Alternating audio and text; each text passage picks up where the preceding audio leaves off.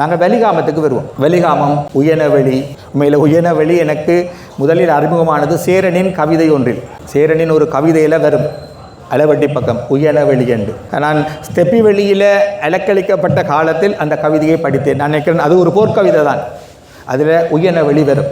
அதுக்கு பிறகு பினாக்கை வெளி, அடுத்தது சங்கரத்த வெளி, சங்குவேலி வெளி, பெருமளவுக்கு வயல்வெளிகள்.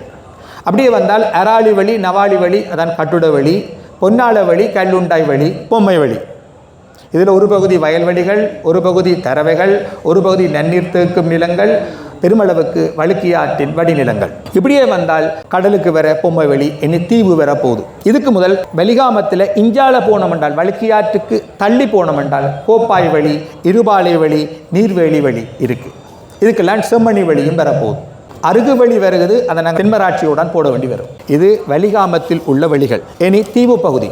தீவு பகுதியில் மண்டதீவு வழி, அல்லப்பிட்டி வழி, வேலனை வழி, அதில் அராளி வழியும் கலக்குது, மண்கும்பான் வழியும் கலக்குது. மற்ற சரவண வழி, சரவண வழி தொடர்பாகவும் நாகதீப கல்வெட்டில் குறிப்புகள் இருப்பதாக ஊர்ஜிதப்படுத்தப்படாத ஒரு தகவல் இருக்கு. அடுத்தது புங்குடுதீவு, மடத்து வழி, அது பெரிய வழி. பிறகு புங்குடுதியில் முற்ற வழி என்ற ஒரு வழி இருக்கு. அதுக்கு அங்கால சங்கத்தார்கணி கிஞ்சால முனையப்புலம் வழி என்ற ஒரு மேய்ச்சல் திரை இருக்கு. பிறகு இருப்பிட்டி வழி, பிறகு கரந்தள்ளி வழி, அதுல புங்குடுதீவின் பருவகால ஆறு கள்ளியாறு வந்து போற வழி. கள்ளியாறின் ஓரத்தில் கரந்தள்ளி வழி இருக்கு. பிறகு ஊர்காவத்துறை, ஊர்காவத்துறையில கண்ணகையம்மன் கோயில் அடிவழி. இந்த வழி தனியார் காணிகளும் இருக்கு, அரச காணிகளும் இருக்கு. அரசு திணைக்களத்தின் கட்டுப்பாட்டில் உள்ள ஒரு பகுதியும் இதுக்கு இருக்கு. அடுத்தது சுருவில் வழி, அங்கால பருத்தி அடைப்பின் ஓரமாக காணப்படும் உருண்டி வழி, அதுல பழைய கோட்டை இருக்கு.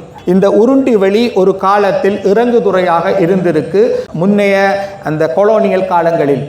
உருண்டி வழி இவ்வளவும் தீவு பகுதியில் உள்ள வழிகள். இனி தென்மராட்சி வழிகள். தென்மராட்சி வழி உண்மையில கைதடி நாவக்குழியில தொடங்கி அங்கால அருகு வழி, அருகு வழி வந்து கோயிலாக்கண்டி, தெனக்கிழம்பு, மரவன் புலோ போன்ற பகுதிகளை உள்ளடக்கி வரும் அருகு வழி. பிறகு மிருசுவிலில் ஒட்டு வழி, அங்கால கொடிகாமத்தில் எருவன் வழி, அங்கால கல்வைகளில் இல்வேரை வழி, குருவிக்காடு பகுதியில் சரசாலை வழி, மட்டுவில் வழி, வேம்பிராய் மந்துவில் பக்கம் வேம்பிராய் வழி, வரணி வழி, முள்ளி வழி, யாக்கரை வழி, மண்டான் வழி, கப்பூது வழி.